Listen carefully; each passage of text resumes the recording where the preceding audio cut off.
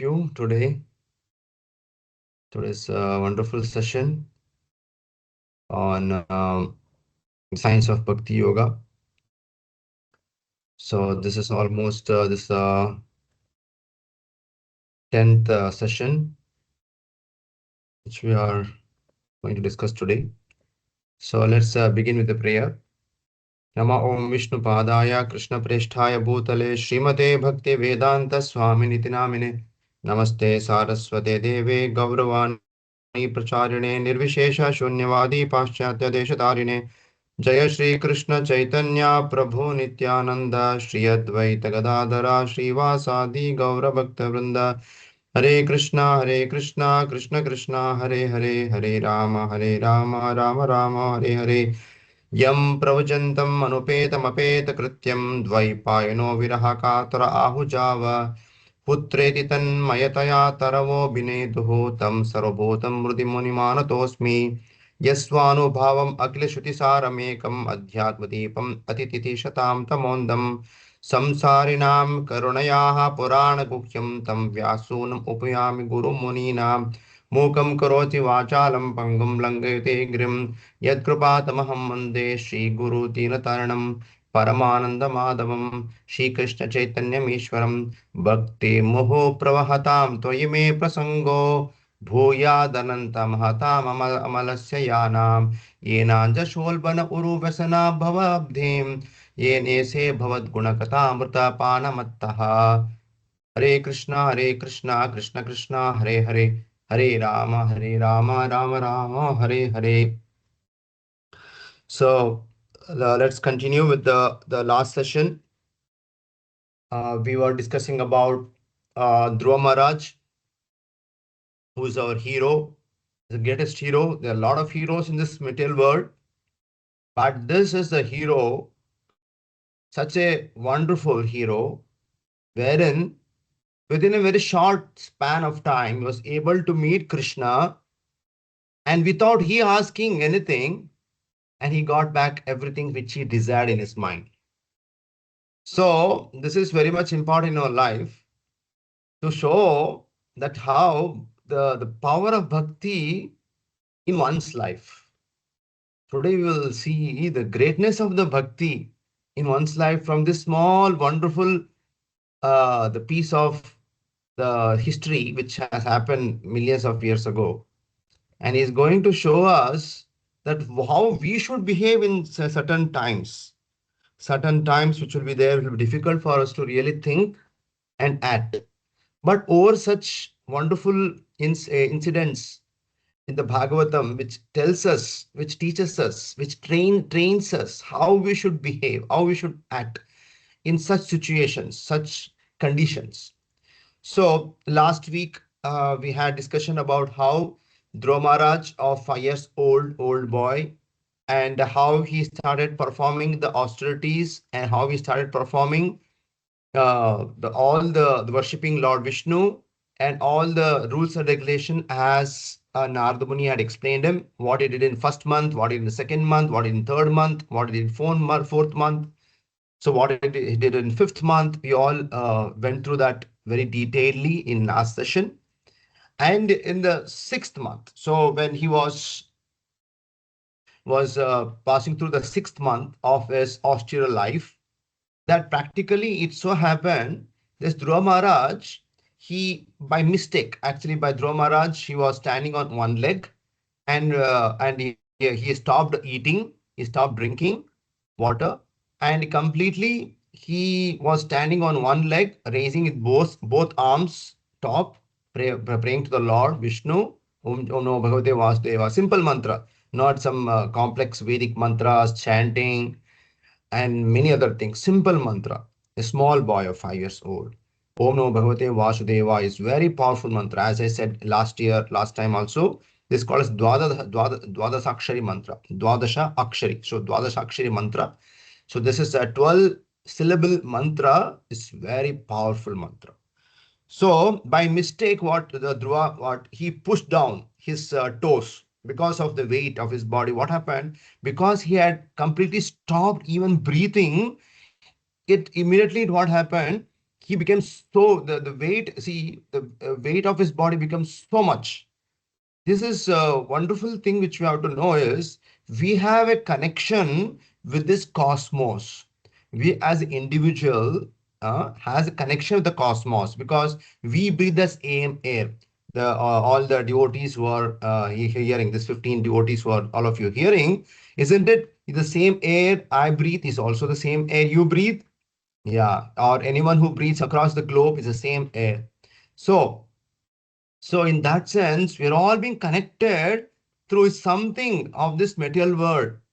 Even if we might have given up the water, drinking water, or given up eating food, but we're all connected by breathing this air. So this is a yoga practice. It's a wonderful sort of there's a Ashtanga yoga process, what we say. So on Ashtanga, last is called Samadhi, completely meditating upon the Lord and always remembering his pastimes, activities, and all his glories. And that is real Samadhi. So here, Prahlad, so Dhruva Maharaj was completely into the Samadhi. At the same time, he also increased his yogic practice. So he closed all the holes of his body. As a result, what happened? The universe became so much. Now all the universe also was started choking up. So there's a relationship because yogic practice by your own sadhana, you are able to control the whole world. So this means to say that if we do something good to the world, if we think something good to the world, if we do act something good to the world, and obviously that goodness will prevail in the world, and the whole world will be a spiritual world or a Vaikuntha, isn't it? So this is very much true. So as a result, what happened when Dhruva started closing up all of his holes and stop breathing also, and immediately all the living beings in the world started suffocating. So each and every living entity in the universe began to suffocate. They started grasping for the air. So this is very much important in our life to make us understand every part of our body is ruled by some demigod. Yeah. So you desire and you will, and then automatically it will happen. Just like, see, we may desire to eat, isn't it? But we don't know how to put out the waste from our body. We have two kidneys, and it keep filtering all the blood which has a fat, which has extra nutrients, which has extra salts, everything it removes. Okay, you can say there's a kidney's job it will do. And sometimes it you get sweat, so sweat also comes out. So automatically there's a process where the waste has been putting out. So if at all, if you want to clear our bowels, if you want to clear our bowels, it is not that simply sit in mind and you say, I want to clear my bowels and it will happen. Isn't it? It doesn't happen like that. So someone has to sanction. So because we may eat and eating also, unless and until you don't have digestive power, aham vaishvanaro bhutva praninam dehamashitaha. Lord has a Vaishwana Agni is there in everyone's body. So all of you who are watching here, 16 people are watching here. All of you, your dear body temperature is 97, right? So if it becomes 95, 94, something like that, you'll be in hospital. Or if it becomes 99, 100, we all will be in hospital. So who is maintaining this? Who is managing this? We have to understand. So everything has been maintained and managed by different demigods in our body. So because of the yogic practice, you're trying to control the pranayama, asana, dhyana, dharana, dhyana. So samadhi, when you're completely remembering the Lord and trying to do the yogic practice, since you are worshipping the Lord, Supreme Lord, and obviously this is a connection. So you become one with the Lord, yeah, one in quality.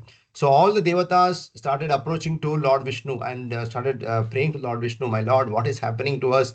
All the respiration of all the living entities in this material world has been stunned, has been hampered, so has been stopped. So please do something. We don't know what is happening. This boy is doing this ghora tapasya. So everyone is experiencing pain and suffering. Please help. Please kindly save us from this problem. This is the suffering, and all the demigods started praying to Lord Vishnu. And immediately Lord Vishnu appeared to them and he reassured to all of the demigods. And he said that don't worry. Soon, all your fears, all your sufferings, all the pains of the living entities will be completely, stopped, and nothing to worry. And don't worry, go back to your the heavenly planets. And all the demigods went to the heavenly planets. And immediately, on the other hand, on this side, what happened? Dhruva was very deeply meditating upon the Lord's the features, and also by chanting, as the Narada Muni had explained him so beautifully. He started meditating and started chanting the name of the Lord. So something happened within him. Dhruva immediately he started experiencing some wonderful thing, a unnatural thing in his body. So he could able to see a brilliant form of the Lord. And he was, in his heart he was able to see the brilliant form of the Lord, his dazzling beauty, and so attractive features. And the Drava immediately got attracted to the Lord, and he started experiencing a something very blissful state and happiness state. And he was started seeing in his heart, there's a Lord has appeared in his heart, and he started having darshan. He wanted to have darshan and started having darshan. So here, Dhruva, where lot of Rishimunis has to spend millions of years to have darshan of the Lord. Here, Dhruva, within 6 months of his tapasya, had overpowered even the great sages or the yogis who would take millions of years to get qualified to see the Lord's form. So here, so even the as Narada Muni also, if you see Narada Muni also, when he lost his mother and he didn't have any other relatives or any help from anyone, completely he was completely detached from this material world. He passed through the towns, villages, forests, and finally he went to a riverbed, and on some place on a raised platform he sat and started meditating upon the Lord, what he had heard from the Bhaktivedantis, the four devotees who had come to his home during Chaturmasya. We had heard.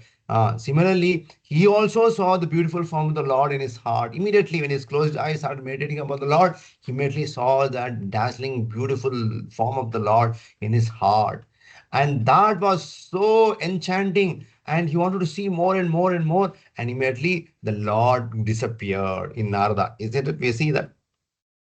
So very importantly, we have to see first and foremost, when we don't have attraction, affection, and any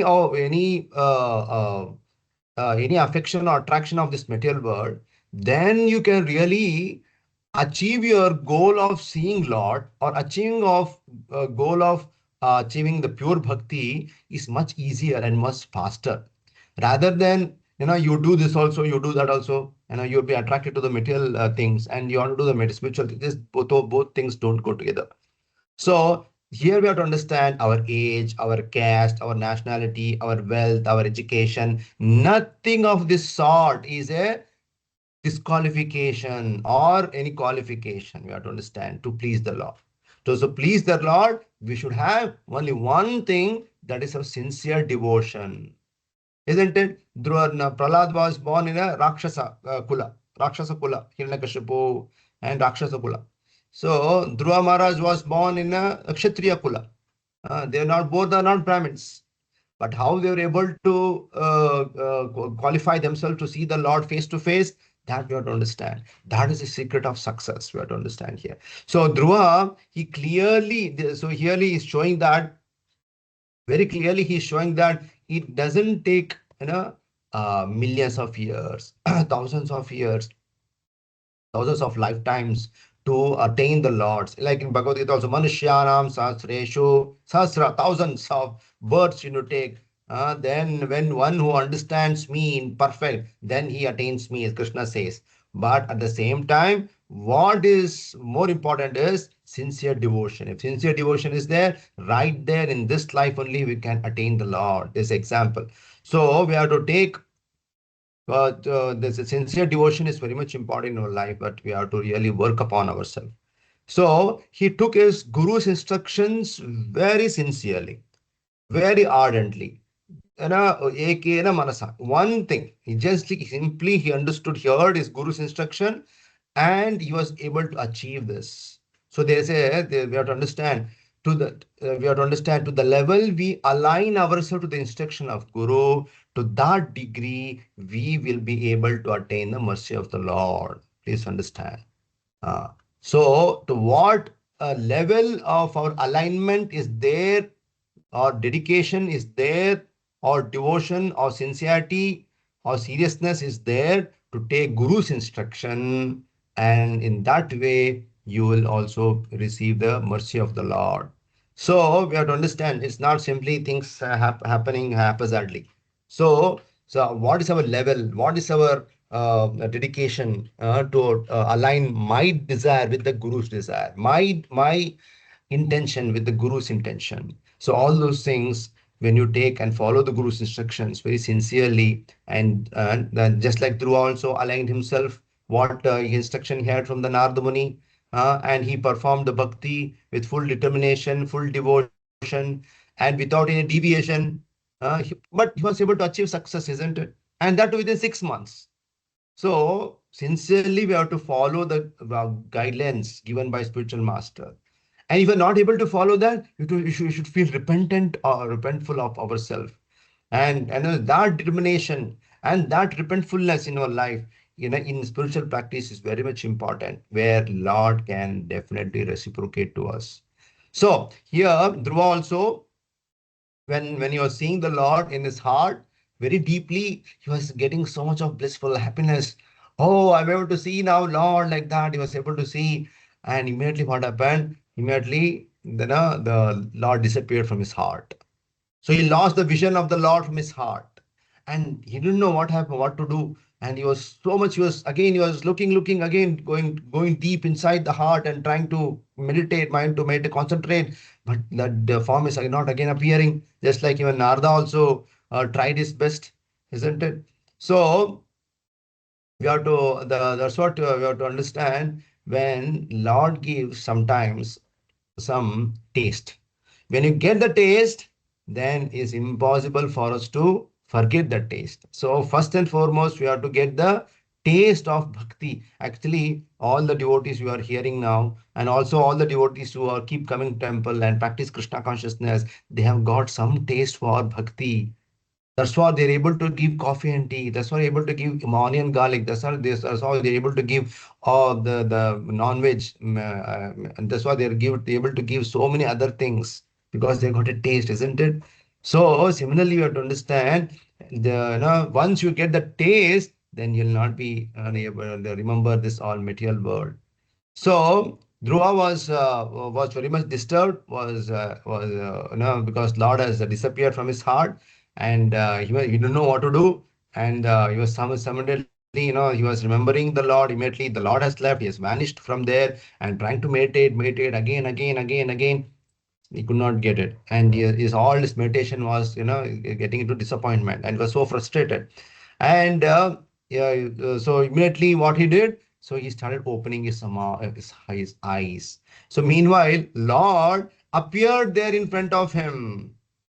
So we have to understand, when we fervently and very sincerely pray to Lord, and the Lord also becomes very eager to see us. It's not the one side relationship. When there's because the Lord is there in everyone's heart, and Lord knows every nook and corner of one's the mind. So we have to understand this. When we start worshiping so fervently, ardently, sincerely, then what happens? Lord also is more eager to present Himself in front of us. So he gradually opened his eyes. Oh, is there Lord outside? Let me see. And he opened his eyes, and he was so shocked to see that there's a beautiful form. He was so surprised to see there's a beautiful form of the Lord who was standing in front of him. And Dhruva was so stunned to see, and his both eyes and all the hairs on his body started standing, and he was gadgadita. He was didn't know what to do. Oh, such a beautiful Lord! He was so jubilant. He was so excited. He was so he was bewildered. He didn't know what to do. What to do? The Lord is there, and I've been thinking about Him from last 6 months and taking all the struggles and all the pains which I'm going to see Him, and He is present here, right there. So please understand, when we do sincere meditation, sincere devotion, that devotion will draw Krishna. That devotion will pull Lord in front of our vision. So then immediately Dhruva started kissing the Lord's feet and started embracing the Lord with his arms. And he was so happy and so blissful. And actually, Dhruva, he started desiring to pray to the Lord, glorify the Lord to some stutis, to mantras, some slokas with the suitable words. But he was a very inexperienced child, isn't it? He had not gone to school, Samskrita or shlokas, formation, all those things. He didn't know. So he didn't have the necessary information to glorify the Lord. He didn't have proper vocabulary or proper poetic language. Yeah, nothing he knew. So then Lord Vishnu, he understood Dhruva's mind. He is trying to open his mouth and try to appreciate, and it is not, nothing is coming from his mouth.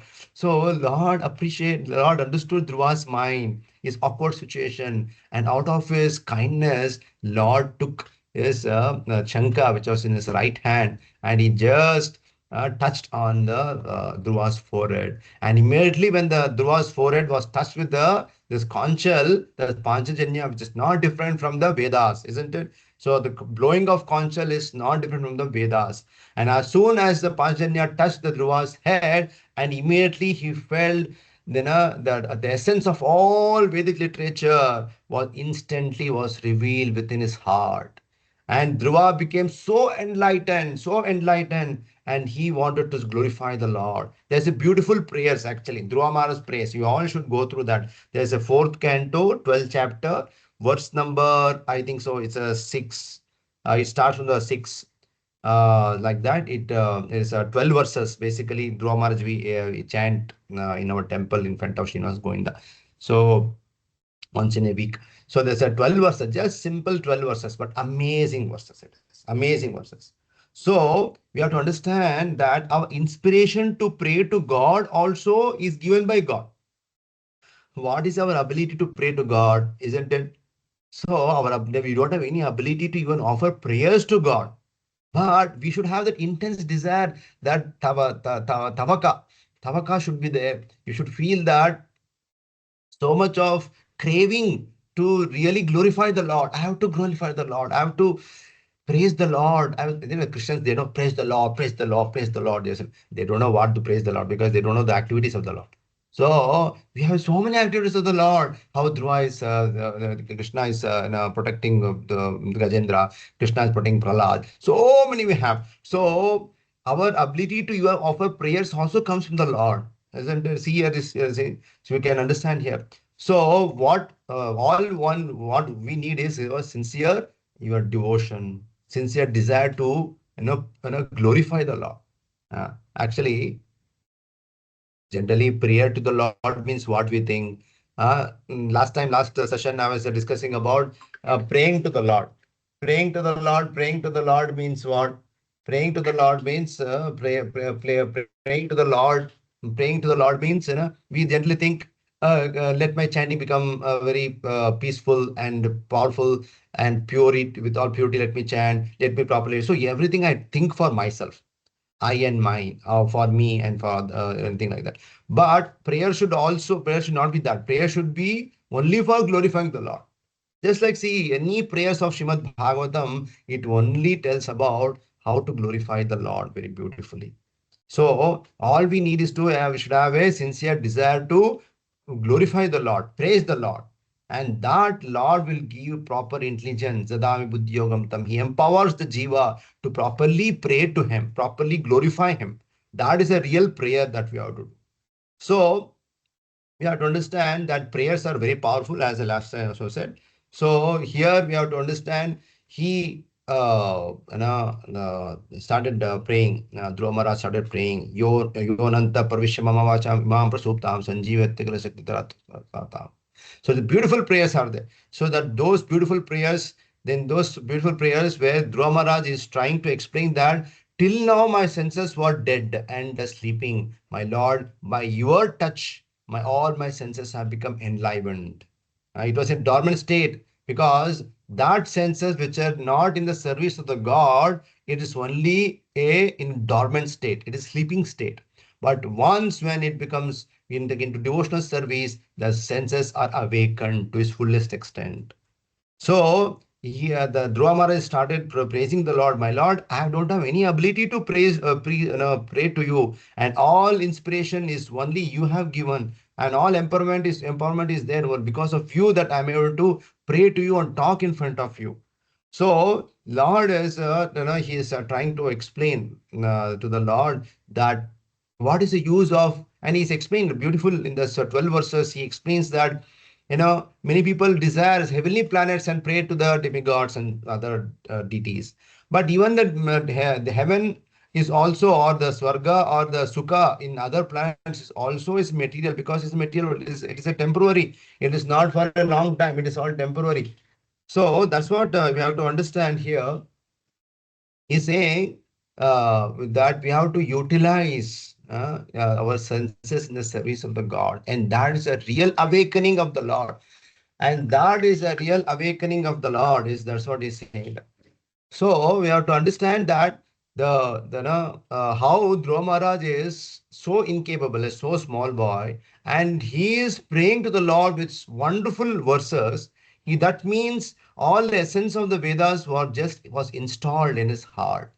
And he started saying, my Lord, you are the sustainer of all the universe. You are so compassionate, so benevolent. And he started appreciating all the activities of the Lord. And you are so compassionate to all the distressed people. And you are protector of all the distressed people. Arto, Arthati, Jignasu, Gnani, Chabaratashtrama. Krishna also says in Bhagavad Gita, the four class of people who surrender to Krishna. And four classes of people don't surrender to Krishna. All those wonderful things, he was praying in his verse. And he was saying that all these prayers happened, many prayers is happening and all those things. None of his in his prayers he spoke about his stepmother Suruchi, or he spoke about his father's the how his father treated him, or how his his brother, his cousin, stepbrother, how he was he was he has so much envious with him. Nothing was spoken. So basically, all of his jealousy, and all of his hatredness, all of his enviousness was completely purified by seeing the beautiful form of the Lord. So he was completely transformed person, and he had material motives, right? He did Vishnu's worship to get the position of even his grandfather Brahma's position. That is material motives. Let me go and achieve. That's selfish thing. I will achieve it. I will do it. So, but soon after seeing the Lord, all of the material desires were completely got forgotten, and his virginal desire was completely forgotten. So he started criticizing the desire. He started criticizing in the sloka. He started criticizing that I had such a the materialistic desire. I condemn it. I regret for that, my Lord. So the people also worship you. People also worship so many demigods for the sense enjoyment, for nothing else. People go to temple for what? To give more money, to give more enjoyment. But no one goes to temple and asks, my Lord, please give me bhakti. Take away all my material affections. Take away all my material attractions. Take away my all material possessions, which is which is obstacle in my devotional service. No one goes and prays in that way, right? So we have to learn through this way. So how to pray to the Lord? What should be our mode in prayer to the Lord? And when the Lord has appeared, and he wanted to ask, "What is your desire? Please tell me." And the Lord, then Lord. See, when we are praying to the Lord, Lord is also making some sannas. Sannas means his facial movements. Okay, okay, fine, okay, fine. Okay, tell me what is your desire, like that. So, but here, Dhruva is saying, he thinks that, oh, probably Lord may be busy, he has to go back. Let me sum up this verses. So in 12 verses, he says, and finally he says that these foolish people only go for this material happiness, and for me, I don't want anything material. My Lord always keep me. I say I don't want wealth, I don't want beauty, I don't want name, I don't want all this material things. Only blinds us, make us blind, make us binds us to this material world. My Lord, I want, satisfied. If at all, see, Jiva can be satisfied, it's only because of love for God. And finally, he prays that please always keep me in association of devotees. Such a wonderful bhaktim moho pravatam tvaime prasango. He says bhakti. So he says, please keep me always in the association of devotees, and that is the only thing which can keep me enlivened. Please, I don't know anything in this material world. So you just imagine here, Dhruva Maharaj is trying to say that because of my mother, association of a mother, and he's not seeing his mother, he's seeing as one who helped me to achieve you. And because she was a devotee. And second one is because of Narada Muni was a devotee. And because of their association has made me possible to see you, my Lord. And that is the greatness of the company of devotees. And he says, I don't desire anything else. I want to always be in a company of devotees. I want to always eternally be in the association of devotees, shelter of devotees. That is what the Dhruva Maharaj is praying. So beautifully is praying. So we have to understand that bhakti moho pravatam tvaime prasango is saying bhakti pravatam. So he's saying the pravahata means is just like, just like a river. It flows in so much speed, isn't it? So similarly, let my devotion to the devotees also be like that. I don't know anything.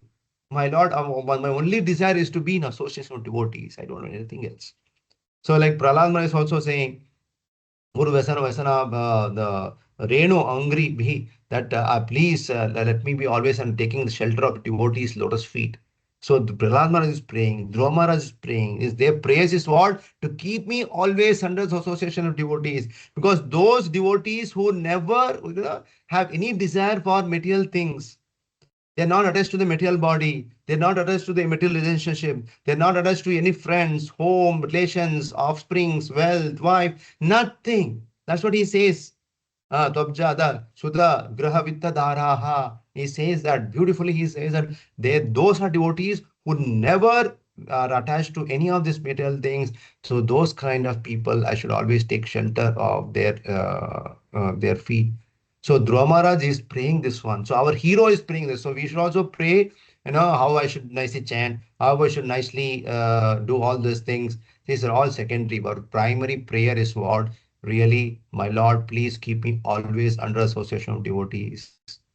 Let me not trouble any devotee by my actions, by my thoughts, by my words. Should always pray to the Lord so that my actions, words, and my thoughts always are aligned in devotees' service. So in this way, we should always pray. That should be the really the great prayer. Tomorrow, if Lord appears in front of you, we should all pray, my Lord, I don't want anything. This is what my Bhagavatam is teaching us. So actually, Droma was completely attracted to the Lord. So because he got to know the greatness of following the bhakti, the joy of following bhakti. All those things are there in material, it's all temporary. And he could understand that the importance of association with devotees is so much that I'm able to get Lord right in front of me within a very short span. And he was able to receive the Lord's mercy. I don't know anything else. He completely becomes satisfied. Actually, sometimes we also, when we get something, we hanker for something else. When we get something else, we hanker for some more else. So that is the nature of this mind. Actually, satisfaction is like a slippers to the mind. When the mind is going through the traumas and tribulations of this material world, and sufferings and happiness, it will enjoy. It has to suffer or enjoy. But satisfaction, when you develop a quality of satisfaction within us, as sufficient, santushtaha, Dvandvatito Moksara. Krishna says so, santushta in Bhagavad Gita, so many places he says that one who is the person who is always satisfied within himself, he is a really learned person. So similarly, we have to understand those who worship the Lord with all the motives, they can't really completely get free from rather they will not be satisfied. They do being homa or doing puja or doing so many dana dharma and all those things. They may get some piety, but they may not get the Lord. They will not get the Vaikuntha Loka. They will not get the association of devotees, which is permanent. But everything they may get in this material world may be for temporary. So we should be completely free from all our desires. And that is a person who is very fortunate, who is completely free from all of his desire. So, and the Dhruva Maharaj is saying there's no other fortune in this material world is as greater than association of devotees. And he says in this 12 verses. So, in this is a way, and when Lord heard all of his prayers, and Lord was very much pleased, and Lord also started speaking to him. So, Lord was started speaking to him. And he says, the Lord says that in all your prayers, I never heard any material or your desire which you had in your heart. The desire which you had in your heart was to get the position of the Brahma. And it's very difficult for me to give you or fulfill it. But still, I'm going to grant it because you never spoke about it. Uh, See, very importantly, we have to see here, small things also matters the most. Please don't ask the Lord what you're lacking because He knows already what you're lacking because He's there in the heart. He knows every nook and corner of your mind and your distress or struggles, every dark spots of your life, in your heart. He knows what the depthness of your mind's desires. He knows. So similarly, we have to understand here when Dhruva did not speak anything for himself. Uh, so immediately, Lord is trying to grant what he wanted in his desire, previous desire. So we should not pray, I'm under suffering, undergoing this problem, suffering from this problem, that problem. Don't pray to the Lord because Lord already knows that. When you start praying to the Lord in this way, that shows that you don't have confidence in the Lord, that you have to speak to the Lord, that Lord will listen, and then you will fulfill. You don't have confidence in the Lord that Lord knows everything. You don't have confidence in the Lord that Lord is in my heart and He knows the best thing what I want. You doubt the Lord's power and His position. So similarly, we should not pray to the Lord for what you are lacking because already He knows that confidence and that avashya rakshati. So rakshata, that vishwasa baladura, vishwasa should be there. The confidence should be there that my Lord knows what I want the best. That confidence, if it's not there, then automatically you are doing everything is one like a give and take. It's a business. Vanik. That's what Prahlad is saying. I want to be a don't want to be a, like Vanik, a businessman. You're asking something, I ask something, and you give me, and I'm satisfied. No, I don't know anything. And even Prahlad Maharaj was asking for his father, right? Please, sad soul, please save him. I don't, but for me, I don't know anything. So Dhruva Maharaj's heart was completely cleansed of all the enviousness, completely cleansed of all the revengefulness, completely free from all the enviousness, completely free from all the material ambitions or positions or possessions, treasures and pleasures of this matter, but everything is given up, everything went up. So we have to understand what previously the Dhruva had the desire, that the 5 years old boy who wanted the Brahma's position, so childish, right? So, but even that Lord says it's very difficult to satisfy, but I will grant you this. Don't worry. I will fulfill it. I will grant, even if it's difficult. I will award you this. So the Lord says, see, there is a North Pole. There is one place called as a North Pole, and that is my abode called a Vaikuntha. And all the planets, other planets, Sapta Rishis, and all the nakshatras are there going around that North Pole. Dhruvatara, now what we call. And now from today onwards, that place, that the planet will be called as Dhruva planet, Dhruva Loka, and name it. And that is a pole star, what we call. So even because that is a pole star, that is a Dhruva Loka, where even after the dissolution of this material universe, means after Brahma's life, so long is the Brahma's life. After Brahma's life, all the universe will completely be dissolved. It goes inside the And even at the end of Brahma's day also, in the night, the partial dissolution, and after the universal dissolution is there. Both at the both end of this millenniums, this loka will not be dissolved, or this loka will not be destroyed, and it will continue to exist. And you will be the ruler of this planet, and you will be there in that planet, and all the solar planets and all the other planetary systems, universes, and cosmos, everything, all the universes keep rotating around it. So just imagine how Lord, without Dhruva's ask, and he's going to fulfill the Dhruva, fulfill the Dhruva's interest, Dhruva's desire. And in fact, he gave his own planet to Dhruva. Lord is so merciful, isn't it? So please understand that is the greatness of the Lord. And further, Lord says that don't worry. Okay, if you're thinking that when I will die, when I will go there, there is we may think like that.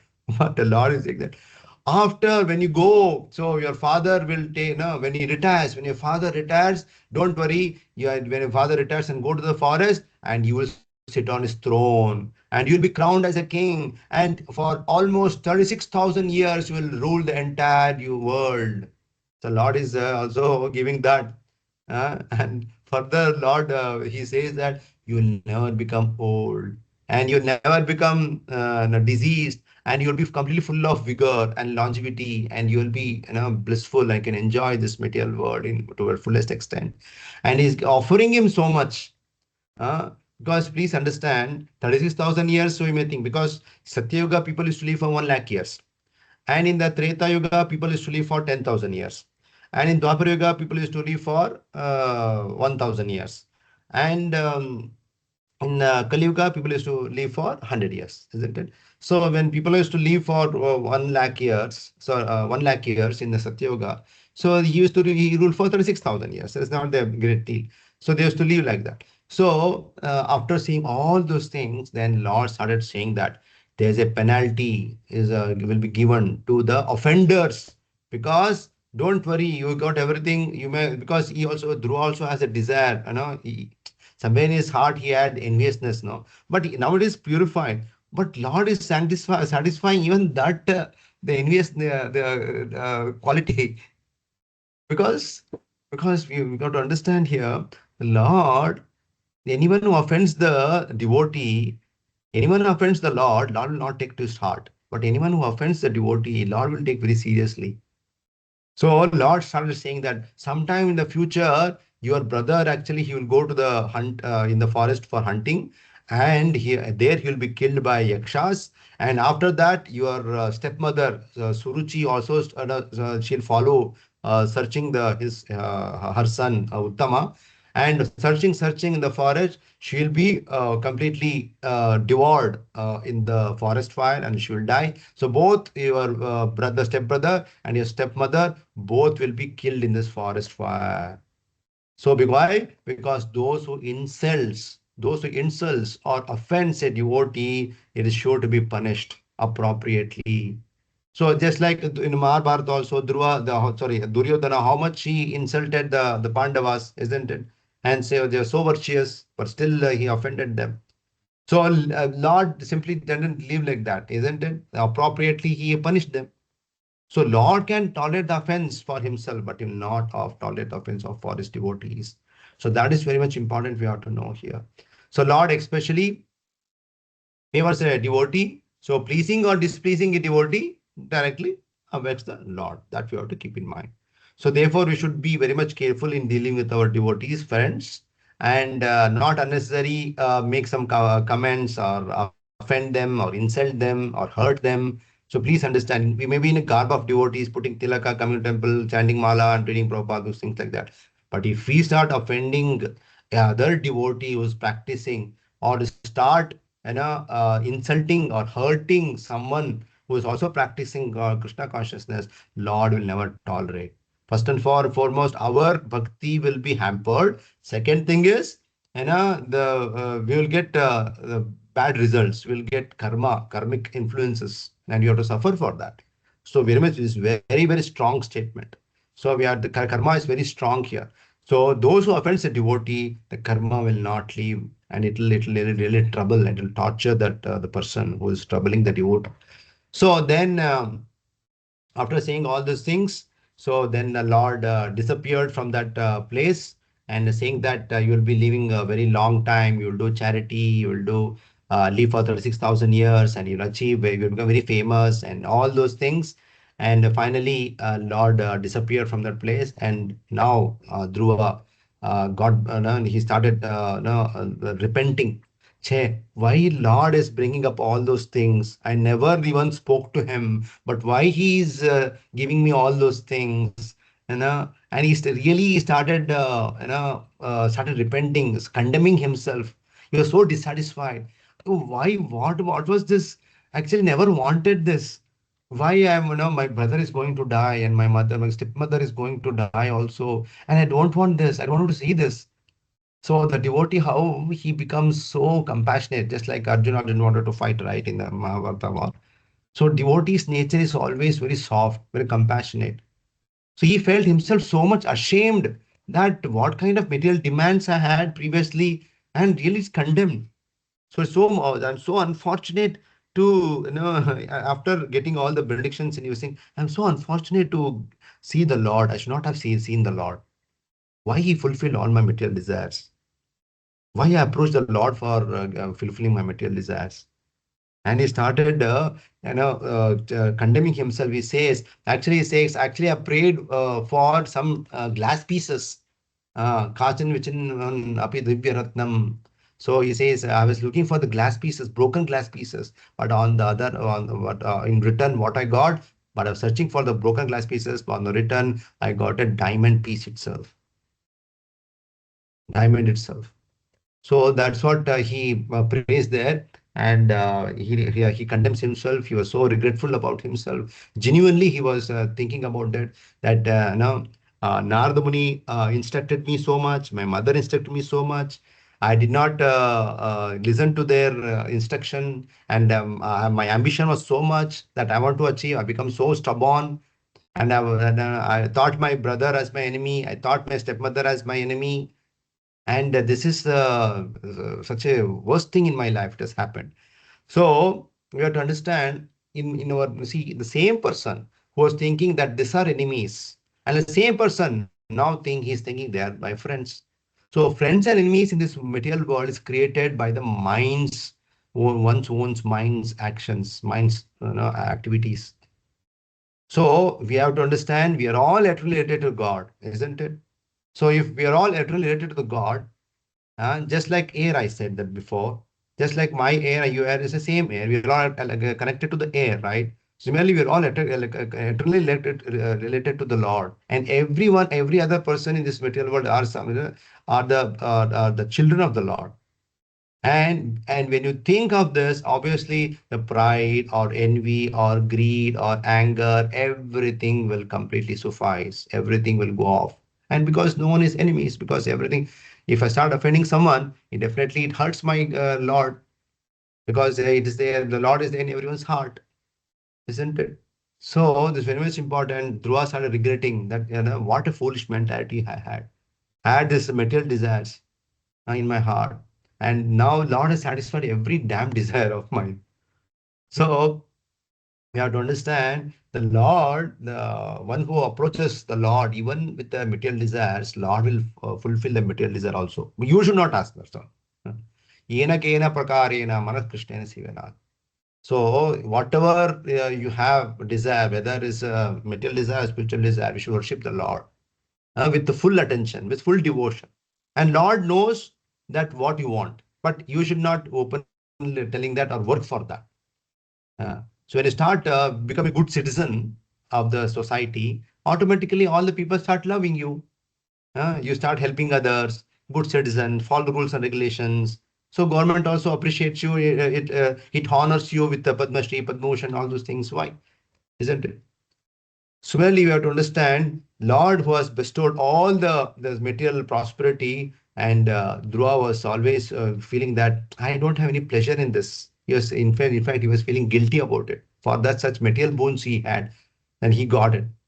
So basically, when you go into the bhakti life, even if your Lord is giving you all the material opulence, he'll not be having a taste to enjoy it.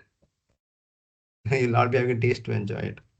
So you have to understand, we should attempt somehow to please the Lord in some way, whatever capacity we are in, because bhakti can purify all our sinful reactions, so all the sinful intentions. So that is the process of bhakti. That is the power of bhakti. It's so wonderful, irrespective of what young age, caste, creed, and your learnings, irrespective of any background. Anyone who approaches the Lord Krishna, even with the impure intention, also will be completely purified. That's what Dhruva's intention is. He is repenting, is regretting. Why at all I worshipped it by the Lord? I don't want to enjoy. Lord has given so much. I don't have a taste for this now. So please, this is a wonderful lesson which we have to learn. So then. Dhruva started returning to his home. He left the forest and started going to the kingdom and wanted to meet his parents, Uttanapada. So Uttanapada got to know the news that Dhruva Maharaj is coming back to home and was so excited, so thrilled, so happy. And he started repenting for his all the mistakes which he had done. And Suruchi was also very envious and was very much rude to Suniti. And because of Suniti's action, it so happened when after Dhruva left, Suniti did not started complaining, started cursing, started making bad comments on Suruchi. Even after Suniti lost her son, own son, but still she always thought that is a the blessings of the Lord. It is only because sanction of the Lord it has all happened. So even though Suniti underwent lot of traumas and pressures, first of all foremost from negligence of her own husband Uttanapada, and second is she lost her son also, and she never complained. She didn't grudge. She did not have a slightest of grudge. She didn't have. uh, so we have to understand this kind of grudge is such a nasty thing. It is the heaviest thing which is in our heart. If we want to make our heart very light, we should give away this grudging thing, the grudge. If you have grudging, it is very much heavy weight. Your heart will becomes not light. Heart becomes so weight, very difficult to breathe, very difficult to peacefully sleep and lead our life. So grudging is such a nasty thing. It is a big weight. So here, so Suniti never hated Suruchi. Suruchi, even though Suruchi was having a lot of enviousness for Suniti, Suniti never showed her hatredness or having grudge mentality for Suruchi. So here we have to see that Suniti, she, because of her actions, even after she lost her son, she left, son went away from home without seeing, without anyone's notice. And that brought a great transformation. So because of Suniti's nature, that brought a great transformation in Suruchi also. All her, what all enviousness she had for Suniti, all these things started completely going off and completely going off. And see, just imagine, see, that is a beauty of the devotee. Devotee should not become envious of someone. And despite having all the hardships, just like when Draupadi also lost her five sons, when Ashwatthama killed the five sons in the dead of the night, then Arjuna catches Ashwatthama and brings in front of Draupadi, and he asks her, what I should do? Should I cut off his head? But the Draupadi says, because of compassion nature, please leave him. He is there is only one person who can take care of his mother, because Krupi was the Drona's wife, and Drona was already killed in the this thing in the war. And there, what will happen? The husband has been lost, husband is dead, and if the son is also dead, what will happen to her situation? See what class of thought they have, isn't it? So she's thinking for someone else's benefit. Okay, anyway, I lost my children. At least I have five the husbands who can take care of me. or I can be with them. See, that is a greatness. So similarly, the nature of the devotee should be like this. So which mother can tolerate the losing her son, and who can forgive uh, the person who separates the mother and the child? No one forgives her. She had a very broad mind. So Suniti had such a wonderful forgiving nature. And actually, this shows how the epitome or summit of the tolerance, a summit of forgiveness. Anyone who can tolerate, yeah, who can even have such kind of broad-mindedness. So these are all important lessons of our life. Even if we may not like Suniti or Draupadi, but these are the examples of our in our acharya, in our text, that how a person should lead a civilized life. Because now we saw in Australia something happened, isn't it? Someone shooted. There was a Jews party was going on in December month. Some celebrations they were doing. And some Pakistani father and a son and the Muslim, they started shooting. Some 20-25 people were killed because they were so envious of some other culture. But our culture never speaks about this. Even if the great injustice has happened to you, but you don't desire some injustice to someone or bad to someone. So see, so this we have to understand. Actually, even though Suruchi indirectly contributed for Dhruva's success, and there was no hate to be done for no hate. There's no so Suniti. There was no reason for Suniti to hate now because Dhruva is coming back. That is there. But in the 6 months, what happened? The 6 months, the traumas and troubles and suffering she underwent, first and foremost for the husband, he was neglecting. And second one, the son is also gone. And so her actions made Suruchi completely free from her envious towards Suniti. Such a exemplary mother, right? So because mother, see, being a parent is not so easy. You can produce children. That is not a great thing. Bringing the children is such a great thing, such a struggling, such a responsible thing, because mother is such a one who is the first teacher of a child, isn't it? Because even though there are so many teachers, we are there to train a child, but the mother is the one who teaches the basic culture, basic values for the child, and we can never repay back the mother's debt in any way. So mother, she goes beyond her limits, beyond her limits to keep the child very comfortable, very happy. All our mothers, right? And despite all the inconveniences, all the struggles, and all the sacrifice which she does, she only does selflessly. So that's what mother's debt can't be paid back. That's what they say. Because selflessly she would do it. Because mother nourishes. Bodily, she may nourish the child by giving the milk or cooking or taking care of this thing physically, mentally, but intellectually also may do. But what is special thing in Suniti here is just like all of our mothers have nicely taken physically, mentally, and intellectually, they are trying to inspire us, go to school, go to college, and make us stand on our own leg, and everything is maybe true. But Suniti, in addition, what she did here, just like not like any mother, but in addition, Suniti was Dhruva's spiritual teacher. So we have to understand who can be best mother. Other things everyone is doing. So a mother who can support, a mother who can encourage the child to take the Lord's shelter. And that is a greatness of Suniti here. Because when Dhruva was disappointed, we all know Dhruva was disappointed. And Suniti is the one who inspired the Dhruva to take shelter of Vishnu. And also she said that don't have any grudge towards anyone who has harmed you. So such a greatness of Suniti we have to understand here. So the whole credit of Dhruva's achievement is all goes to mother only. Apart from Narada Muni, how Narada Muni he taught the Dhruva the process of whole worshipping the Lord and all those things, but it was the Suniti who taught him the process of bhakti to take shelter of Vishnu.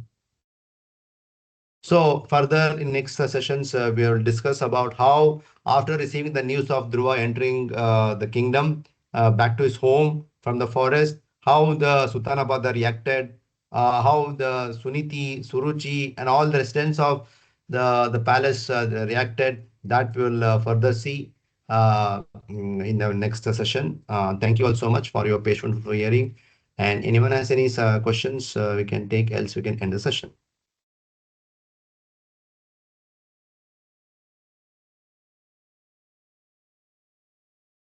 Hare Krishna, Prabhuji. Hare Krishna, Mataji. Prabhuji, you were mentioning about Dhruva, because in between some signal disturbance, I missed out.